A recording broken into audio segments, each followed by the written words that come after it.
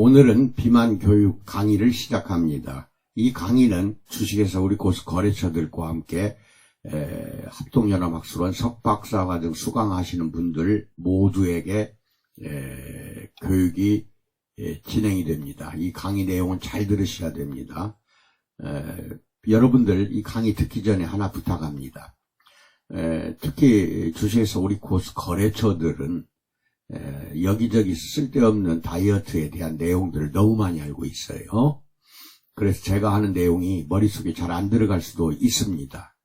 지금까지 여러분들은 잘못된 다이어트 상식이나 지식을 가지고 있다고 믿고 백지 상태에서 내 내용, 이 강의 내용을 듣기 바랍니다. 백지가 아닌 지저분한 여러 가지 다이어트 지식이나 이런 걸 가지고 덤벼들었다가는 100% 실패합니다.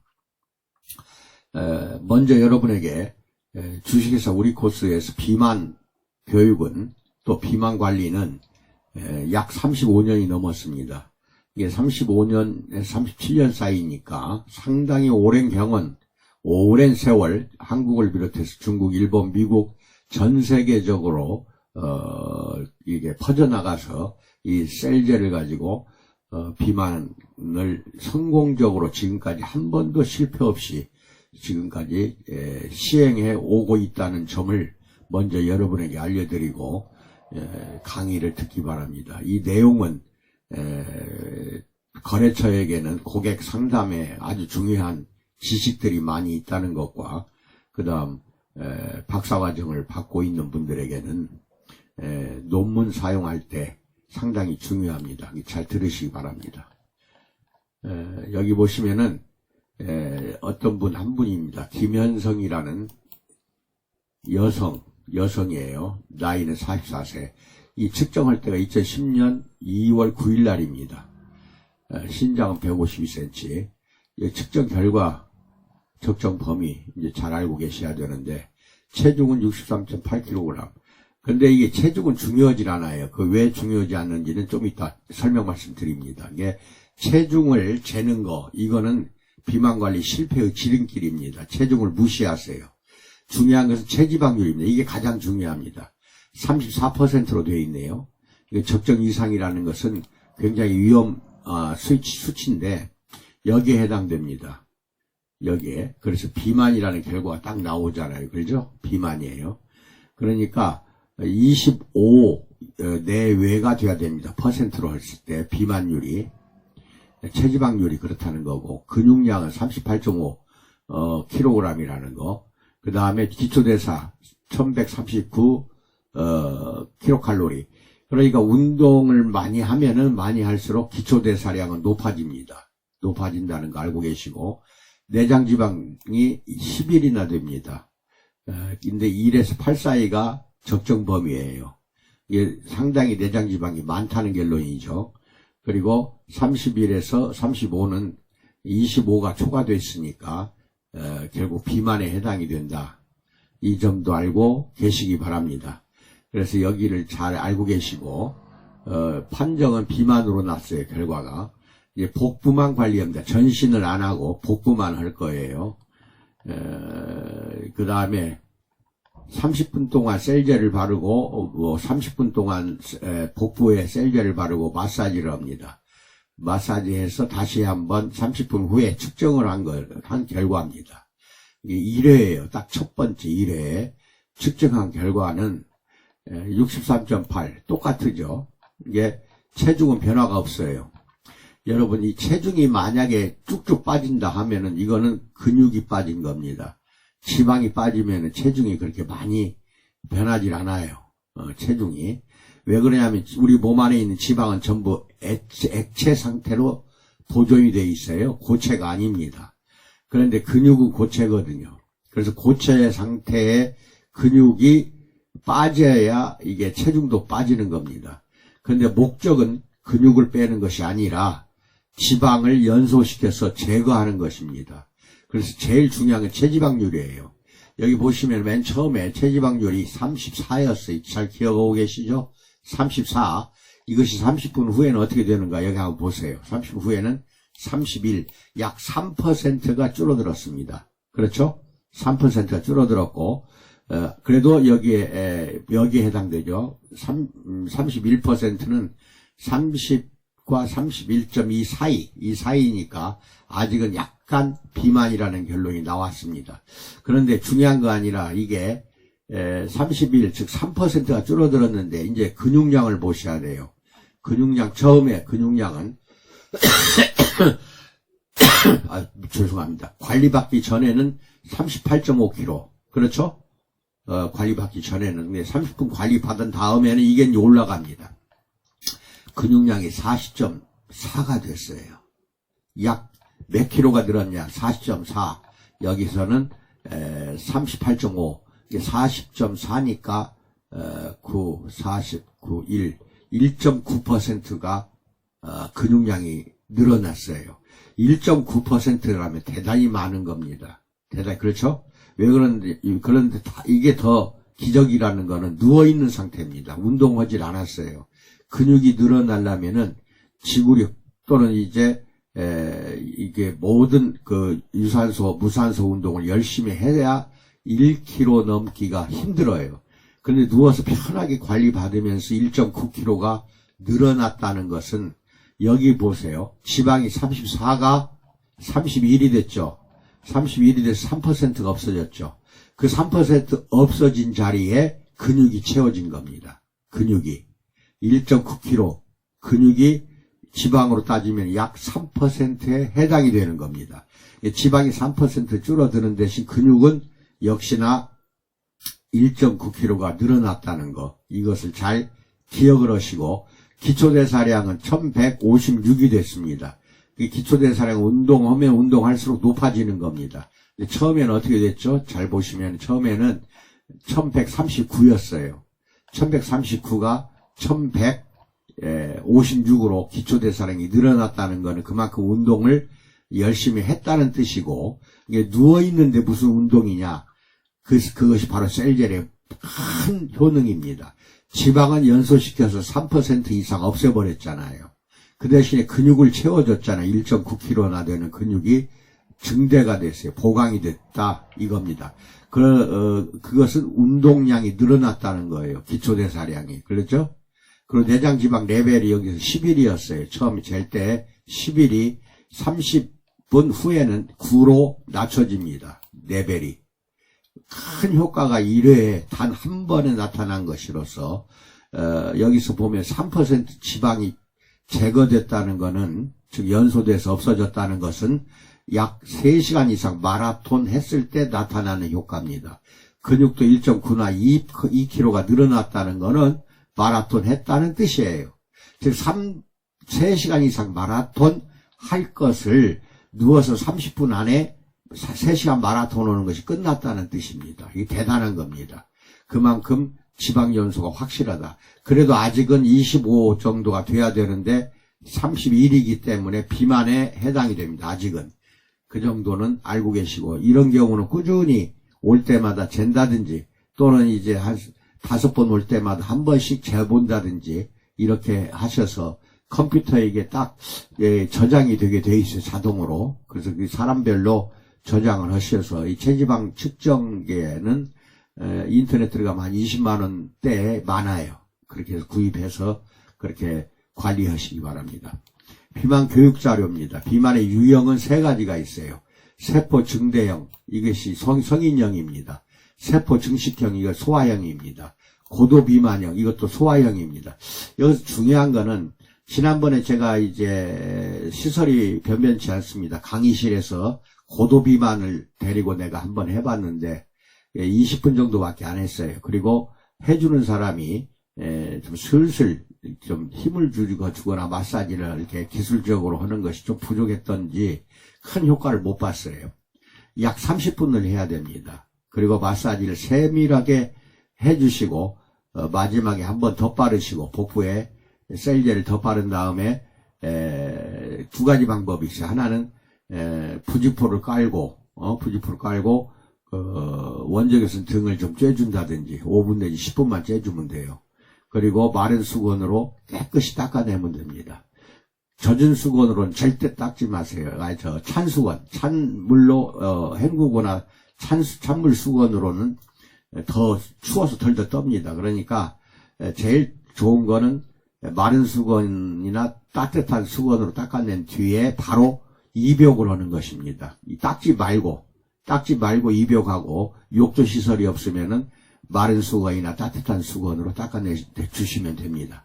그런데 그렇게 하시되 여기 보면은 세포 증대형은 나이 3, 40이나 40, 50대 복부가 나오기 시작하는 것이 증대형입니다. 증식형은 뭐냐? 소화, 이거 세포, 지방세포가 늘어나는 거예요. 증대형은 지방세포가 커지는 거예요. 지방세포에 지방이 많이 저장이 될수록 지방세포가 커지는 걸 증대형. 그 다음 지방세포 숫자가 늘어나는 것을 증식형. 그러니까 이게 아주 힘들어요. 근데 고도비만형은 더 힘들어요. 이거 뭐냐면은 두 가지 1번과 2번 증대형과 증식형을 합쳐진 거예요. 이게 세포가 지방이 저장이 되면서 커지면서 또 지방세포가 불어나는 거. 지방세포가 불어나는 거. 이 두 가지가 같이 겸해진 것이 고도비만형입니다. 지난번에 내가 했을 때에는 고도비만형이기 때문에 처음에는 큰 효과가 없다 하더라도 30분 정도 해주되 이거를 날마다 해야 돼요. 고도비만형은 어쩌다 한번 와서 해가지고는 큰 효과 못 봅니다. 그 다음에 3대 필수 영양소 저장입니다. 근데 이제 중요한 거는 이렇게 한번 하면은 고도비만형을 뺀 증대형이나 증식형은 허리 사이즈가 3cm에서 약 15cm가 단 1회에 빠집니다. 단 한 번에 3cm에서 15cm가 줄어든다는 것도 알고 계시고, 그 다음에 3대 필수 영양소가 다 지방으로 저장이 됩니다. 탄수화물, 포도당이 나중에 쓰고 남은 포도당은 다 중성지방으로 저장이 되고, 단백질도 아미노산으로 분해돼 가지고 쓰고 남은 거는 지방으로 저장이 되고, 지방은 지방산으로 분해가 됩니다. 가장 지방이 작은 단위로 쪼갠 거, 그게 지방산이에요. 그래가지고 쓰고 남은 것들은 이 3대 필수 영양소는 다 지방으로 저장이 된다. 그러니까 지방을 많이 먹어서 살이 쪘다. 이것도 낭설이에요. 탄수화물이나 단백질도 쓰고 남은 거 많이 먹으면은 전부 지방으로 저장이 됩니다. 그래서 운동이 좀 필요하다. 지방 남은 것이 저장이 되지 않도록 포도당과 아미노산 또는 지방 이 세 가지가 운동으로 태워서 없애는 것도 중요하다. 그 다음에 요요 현상이라는 게 있어요. 이거는 살이 빠졌다가 본래 체중보다 더 증가가 되는 거예요. 원래 체중만 증가가 되는 게 아니라 주로 단백질 분해가 제거가 되면 지방이 축적이 되어 체중이 증가를 합니다. 단식, 절식, 기타 일반적인 다이어트 방법은 반드시 요요 현상을 초래를 해요. 60kg 나가는 여자분이 뭐 절식이나 단식이나 기타 다른 방법으로 했다고 합시다. 다이어트를. 그래서 60kg가 5kg가 빠져서 55kg가 됐다. 이게 체중 재는 게 문제가 있어요. 체중은 재는 게 아닙니다. 절대로 체중을 무시하세요.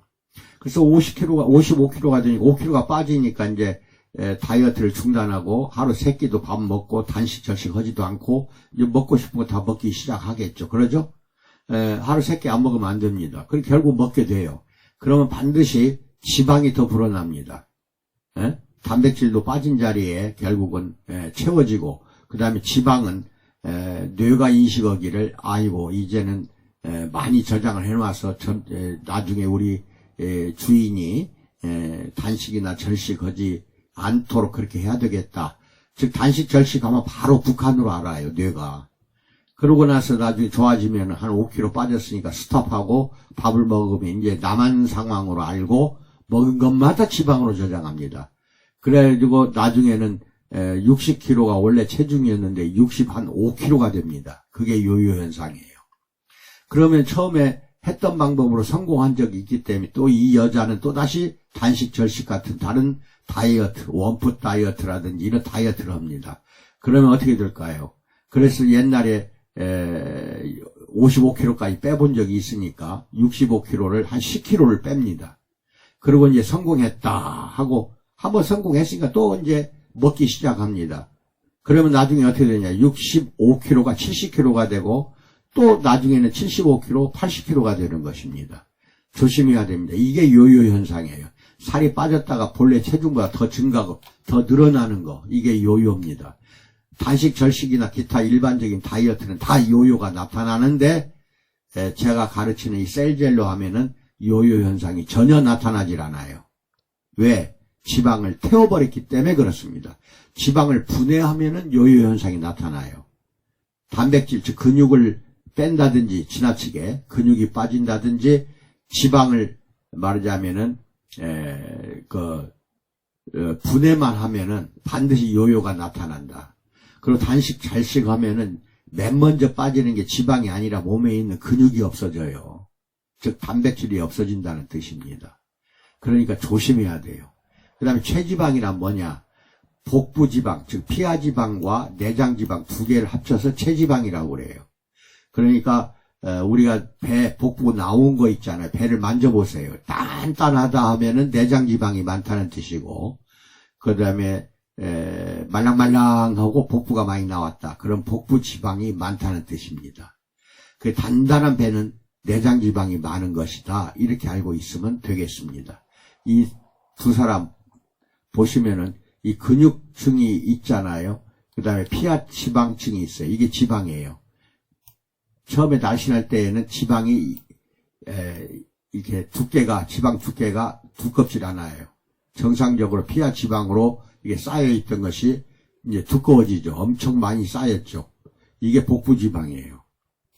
그런데 이 내장입니다. 이 내장 안에는 처음에 이 정도 그물망이라고 생각하면 돼요. 그물망에 이제 탕 비어 있었어요.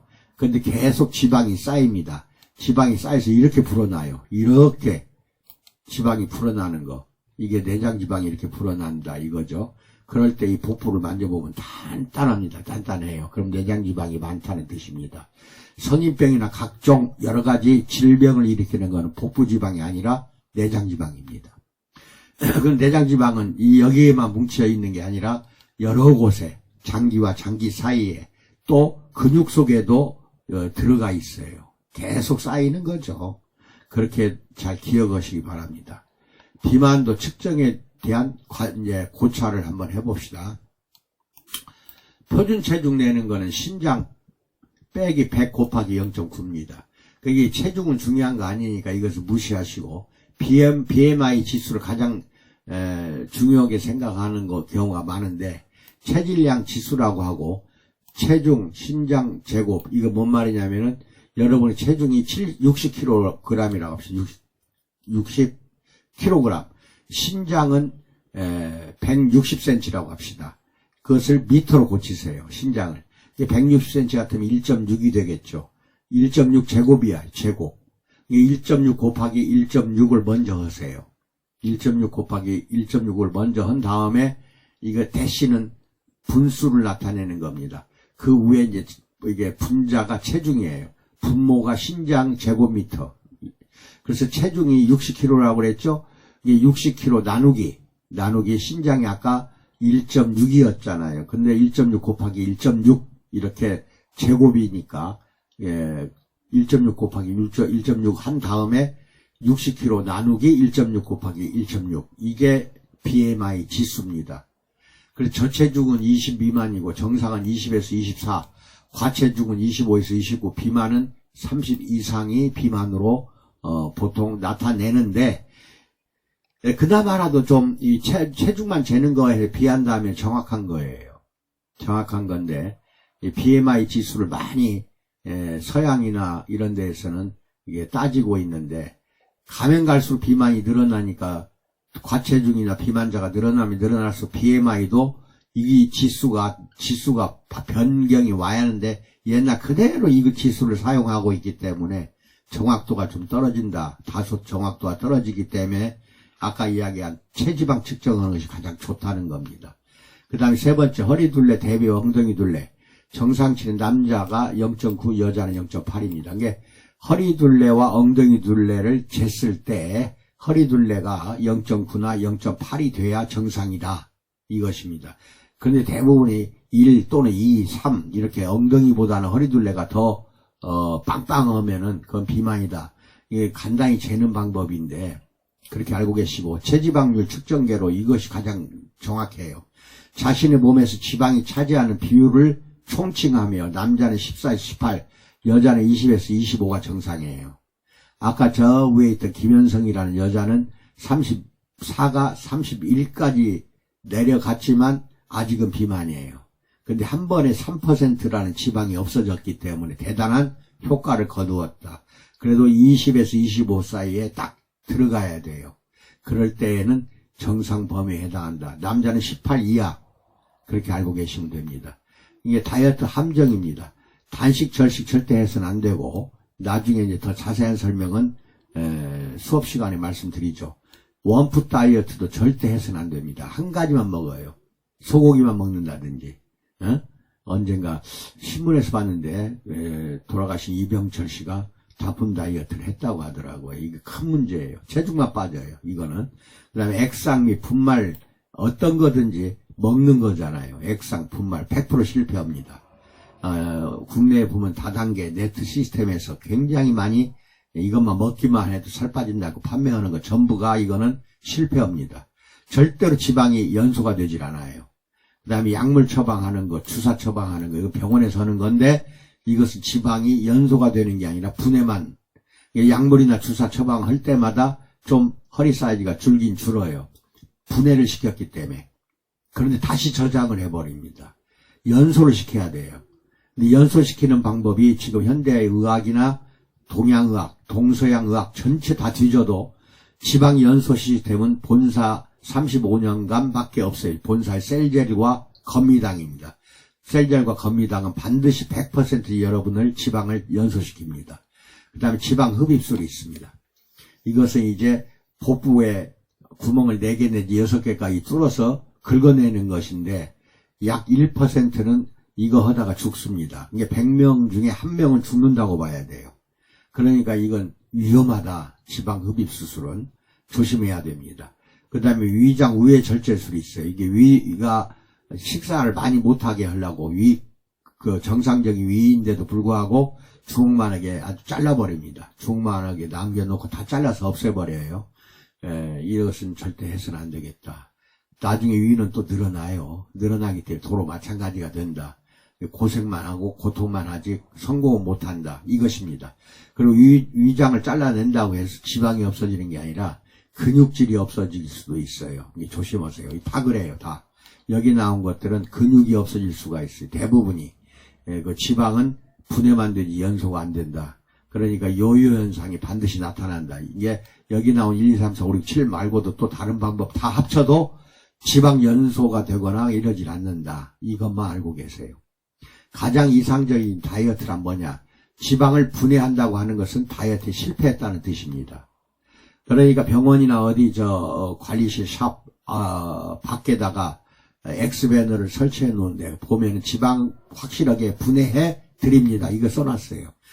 대부분이 분해라는 말을 많이 써요. 하지만 지방을 연소시켜 드립니다. 우리 코스 거래처 또 다른 모든 사람들은 연소시켜 드립니다. 이렇게 써놓으세요.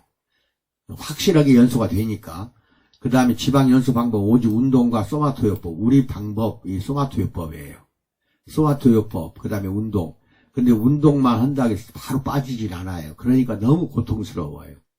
한 번은 요가라고 하나? 하는 거 있죠. 요가가 아니라 그게 헬스클럽에 가면은 한 시간씩 계속 여성들이 타이트한 옷을 입고 움직이고 춤을 추고 막 운동을 많이 합니다. 그게 뭐라고 하죠? 그 운동을. 그것을 1시간씩 해서 하더라고요. 한번 내가 아는 원장이 있어서 가서 찾아갔더니 한참 그걸 하는데 보니까 복부가 엄청나게 나온 여자들이 많아요. 중년층이. 그래서 나중에 운동 끝나고 나서 원장한테 저 여자는 왜 이렇게 뚱뚱하냐, 운동하는데도 왜 안 빠지냐 그랬더니 빠지는 것보다는 예방 차원에서 운동을 시킨다 이렇게 이야기하더라고요. 그러니까 1시간 정도 해가지고는요 운동 1시간 했다고 지방이 연소되는 건 극히 적습니다. 거의 실패합니다. 보통 하루에 3시간씩 해야 되는데 하루도 빠지지 않고 날마다 해야 됩니다. 일주일에 한 번. 그러니까 일요일이면 일요일 날만 쉬고 계속 주 6일간을 운동을 3시간 이상 한다는 것은 운동에 중독됐다든지 운동 아니면은 나는 다른 거 못합니다 하는 그런 사람들만 해당이 돼요. 일반 비만자들 보고 갑자기 운동 3시간 하라면 누가 하겠습니까? 죽어도 못합니다. 1시간 해가지고는 안 빠집니다. 그 다음 비만 강구관리 거기 준수사항 이것은 포스터로 제가 만들어서 드립니다. 거래처마다 필요하면 이야기하세요. 매일 하루 3식 3식 아침 점심 저녁 3번 식사를 그냥 하세요. 하듯이 계속 하세요. 식사는 관리하지 않습니다. 근데 하루 8잔 이상 그 대신 물을 마셔야 돼요. 왜냐하면 노폐물도 많이 걸러내야 되고 그 다음에 하루에 한 번씩 관리하는 거예요. 그것이 정석이거든요. 그러니까 관리실에 가서 하루에 한 번씩 관리를 받으면서 노폐물을 빼내야 돼요. 지방 연소시키면 초산이 많이 남거든요. 몸 안에. 그 초산을 다 빼내야 돼요. 그렇지 않으면 혈액이 맑아지질 않고 오타카가 됩니다. 노폐물을 다 걸러내야 되기 때문에 하루 8잔 물을 마시면서 관리를 하루에 한 번씩 셀젤 관리를 받으셔야 됩니다. 청량음료, 주스, 과일 일체 먹거나 마시지 말아야 돼요. 특히 청량음료는 액상과당이 들어갔어요. 그 액상과당은 뇌가 얼마만큼 많이 들어온지를 판단이 안 돼요. 그러니까 계속 먹습니다. 예를 들어서 콜라 같은 경우 작은 병 한 병 이상을 먹질 못했어요. 제가 젊었을 때에는 작은 병 한 병 그러면은 뭐 그게 1리터도 채 안 될 텐데 그렇게 그 한 병이 안 들어가요. 왜 그러냐? 그때 당시에 콜라 속에는 설탕이 들어갔거든요. 그래서 설탕은 뇌가 판단을 합니다. 그래서 많이 들어오면은 거부를 해요. 못 들어오게. 그런데 액상과당 모든 요새 마트나 편의점에서 파는 음료는 액상과당이 다 들어갑니다. 왜냐하면 설탕보다 싸거든요. 그래서 옥수수에서 화학 처리한 것이 액상과당인데 주스나 과일에 들어있는 것은 천연과당이고 천연과당 그 다음에 청량음료에 들어있는 것은 액상과당 화학 과당이다 이것입니다. 요게 몰라요. 뇌가 아무리 그래서 요새 국민학생 초등학생이나 중학생들도 콜라 큰 거 한 병 막 아무 때나 막 다 먹어버립니다. 왜 그러냐면 뇌가 액상과당은 거부를 못해요. 이게 뇌가 걸러내지를 못한다는 겁니다. 설탕은 걸러내요. 근데 액상과당은 그냥 부어도 몰라요. 뇌가 거부를 안 합니다. 그러니까 이건 먹으면 먹을수록 전부 지방으로 저장이 됩니다. 하루 3끼만 먹으세요. 일체 간식하면 안 됩니다. 간식하면은. 만약 간식하려면은 토마토나 오이 같은 야채는 괜찮아요. 야채는. 간식은 뚝 끊어야 되고 야채만 즐겨 먹고 과일은 끊으세요. 저녁 식사 7시 이전에 꼭 마쳐야 돼요. 7시 이후에는 절대 먹어서는 안 됩니다. 매일 업소에 방문해서 관리받는 거 이것을 원칙으로 하세요. 전신 거울 보면 스트레스 쌓입니다. 또 체중계로 자꾸 몸무게를 달지 마세요. 이거 스트레스 받으니까 이게 좀 이따 알려드립니다면은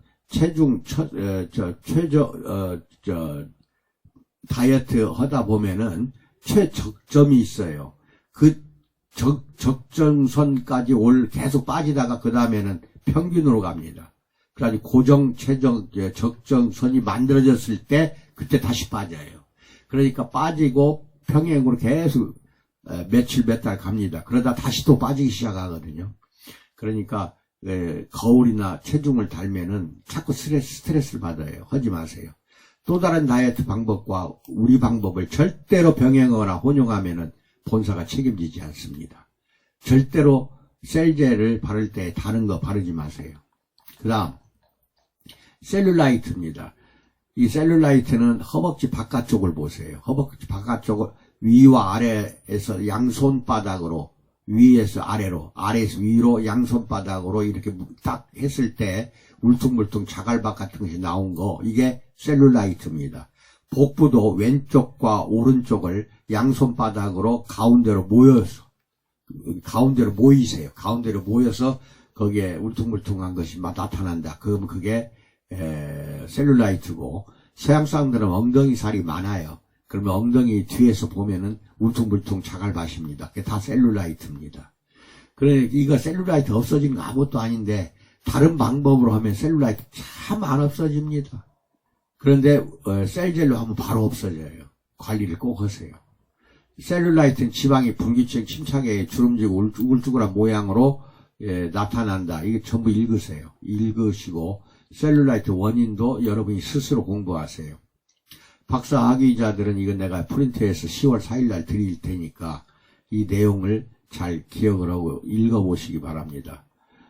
호르몬 이상으로 오는 경우, 운동 부족, 그다음에 나쁜 식이요법, 이런 것이 합쳐져서 셀룰라이트가 된다. 다 읽어보세요. 셀룰라이트는 쉬워요. 우리가 하는 방법. 렙틴 호르몬과 그렐린 호르몬 두 가지를 잘 알아야 됩니다. 음식 섭취, 에너지 소비 균형인데 에너지 소비와 음식 섭취가 평형을 이루면은 항상 건강할 수가 있어요. 비만이 잘 나타나질 않아요. 그런데 지방세포에서 렙틴 호르몬이 나옵니다. 그래가지고 뇌에 시상하부라고 있어요. 이 부분인데 시상하부에 렙틴이 가서 알려줍니다. 그러면은 음식을 빨리 먹게 해달라. 그래서 이제 식욕을 느끼게 하는 거고, 그렐린은 위에서 만들어져서 그렐린 호르몬도 시상하부로 갑니다. 그래서 어떻게 하냐. 더 이상 포만했다. 그게 더 이상 음식 먹지 못하게 해달라 하고 뇌에다 이야기를 하는 겁니다. 그 다음에 인슐린은 췌장에서 나오는데 이것도 호르몬에 비만에 많이 관여를 합니다. 왜 그러냐. 포도당이 많이 들어오면 인슐린도 분비가 많아지거든요. 많아지면 많아질수록 포도당이 그만큼 인슐린이 아주 많이 나오는 거 아니기 때문에 분해가 안 되는 경우가 많아요. 그러면 쓰이지 못한 인슐린은 그 포도당을 근육이나 여러 가지 세포 속으로 갖다 전달을 하는 건데 그게 전달을 못합니다. 포화 상태가 되면은 다 중성지방으로 되기 때문에 인슐린도 역시 비만에 관여가 되고 있다. 그래서 그렐린은 식욕 촉진 호르몬이에요. 그래서 위에서 분비가 됩니다. 이게 이제 그렐린인데, 그래서 우리 뇌의 배고픔 신호를 증가시켜 음식을 섭취하라고 명령하는 호르몬인데, 다른 말로 식욕 촉진 호르몬이다. 그 다음 렙틴은 식욕 억제 호르몬이에요. 지방세포에서 분비가 됩니다. 그러니까 지방을 많이 이제 저장을 했으니 주인이여 음식을 이제 더 이상 먹지 말도록 그렇게 해주세요 하고 뇌에다가 말하자면 자극을 주는 거예요. 뇌가. 그럼 뇌세포가 그것을 인식하고 나면은 이제 그만 먹어라. 더 이상 음식을 먹지 못하게 합니다. 그래서 음식을 섭취하기 시작하면 렙틴은 우리 뇌에 포만감 신호를 보내고 이 렙틴의 역할로 인하여 배부름을 느끼고 음식을 그만 먹게 되기 때문에 이걸 포만감 호르몬이라고 합니다. 이게 렙틴과 그렐린은 정반대 역할을 합니다. 그 다음에 여기를 봅시다. 이게 시상하부예요. 시상하부에서 그런 명령을 내립니다. 그래서 렙틴이 문제다. 다이어트 실패 의지 탓인가? 아니다. 렙틴이 문제다. 이 뜻인데 포만감. 렙틴은 지방이에요. 지방세포에서 호르몬이 분비돼서 시상하부로 자극을 해요. 그럼 시상하부에서는 배부르다는 이제 신호를 알게 되는 거죠. 그래서 더 이상 먹지 못하게 포만감을 느끼게 하는 것인데 여기를 보시면은 체지방 감소가 되는 것은 렙틴이 감소한 것이다. 그래서 자꾸 말하자면은 밥을 먹도록 식욕을 촉진시키는 것이기 때문에 렙틴이 감소하면은 감소할수록 식욕도 떨어지겠죠. 그러면 체지방이 감소가 된다는 뜻인데 그 다음에 이것은 렙틴이 증가가 되면 증가될수록 체지방이 많이 지방에 저장이 된다. 그 다음에 식욕을 증가시킨다. 그 다음에 식욕을 감소시킨다. 이것도 기억을 잘 하고 계시고 그렐린, 그 다음에 렙틴. 렙틴은 지방세포에서 만들고 위에서는 그렐린을 만듭니다. 아까 위에 설명한 것입니다. 건강 비만관리 공약 준수사항 이거 설명해 드렸습니다. 다 이 포스터를 붙여놓고 오세요. 필요하면 그거 하고 뚱뚱해지면 병이랑 꽃이 핀다. 이것도 포스터를 보내드릴게요. 이게 이제 동맥경화, 뇌졸중은 중풍이에요. 그 다음에 고혈압, 호흡장애, 유방암. 뚱뚱하면 유방암이 잘 걸려요. 협심증, 심근경색, 이게 이제 심장병이에요. 지방간이나 담석증에 걸리고, 당뇨병, 췌장염에 걸리고, 변형성 척추와 변형이 와요. 요통증과 디스크에도 잘 걸리고, 신장병, 당백뇨도 잘 걸리고, 이렇게 뚱뚱하니 안 걸리겠어요? 불임, 무월경, 자궁암, 아기를 못 낳아요. 그 다음에 변형성 관절염, 골관절염, 뼈에 관절염이 빨리 옵니다. 위에 상체가 너무 뚱뚱한 거를 무릎 두 개로 다 버틸라고 하니 이게 변형이 되거나 관절염이 쉽게 온다. 부스럼도 많이 나타나고 통풍도 발생을 하고 탈조, 간헐성 파행, 발가락이 파고 들어가는 거예요. 살 속으로. 이 탈조라고 그래요. 이런 여러 가지 것들이 질병이 이게 성인병이라고 하는데 이것 말고도 많아요. 비만이 되면 이렇게 병이 꽃이 피고 있으니까 조심하시기 바랍니다. 여기까지 설명을 해드렸습니다. 이 자료는 바로 내가 네이버 밴드에 올려놓겠습니다. 그리고 석박사 과정에 있는 사람들은 프린트해서 10월 4일날 가져와서 배포하겠습니다. 여기까지 했습니다. 건강하시기 바랍니다. 감사합니다.